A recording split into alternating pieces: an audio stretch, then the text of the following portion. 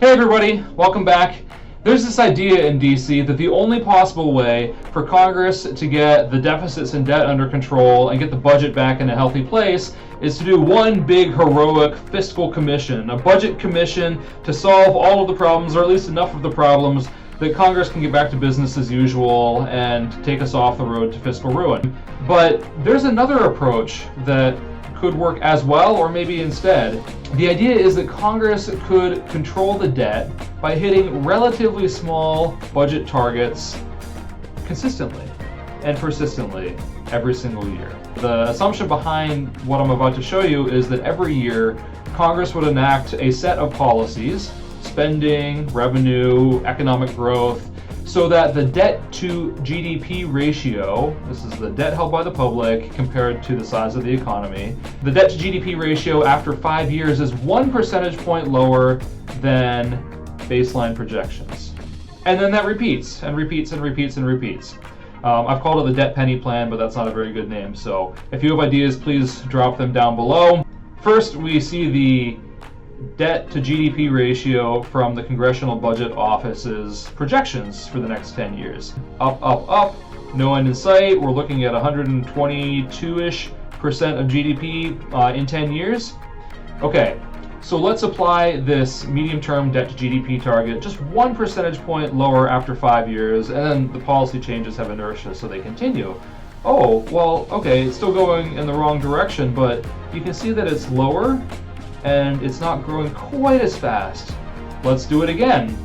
Oh, that's the orange line. You can see that even more progress. Again, the gray line, again, the yellow line, again, the blue line, again, green, and then from there, you can see that if you do this every single year, the debt to GDP ratio will actually stabilize just around 110% of GDP and start dropping in 2033, and then in 2034 it's a little more obvious. So let's back up and talk a little bit about how this would actually work. We're currently in August 2024.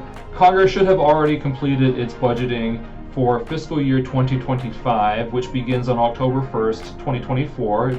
The fiscal year starts 3 months before the calendar year. As they're going through this process, the idea would be for them to find some savings in annually appropriated spending, some savings in direct spending, also called mandatory spending, which includes what some people call entitlement spending, and to perhaps raise some revenue, which could be done by reducing tax expenditures, which is basically spending through the tax code in any economical sense.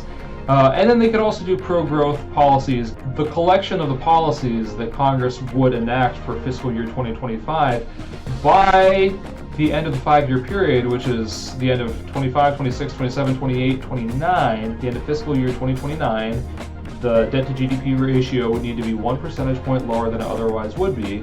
And then again, policy has inertia, so the savings would presumably continue to grow from there.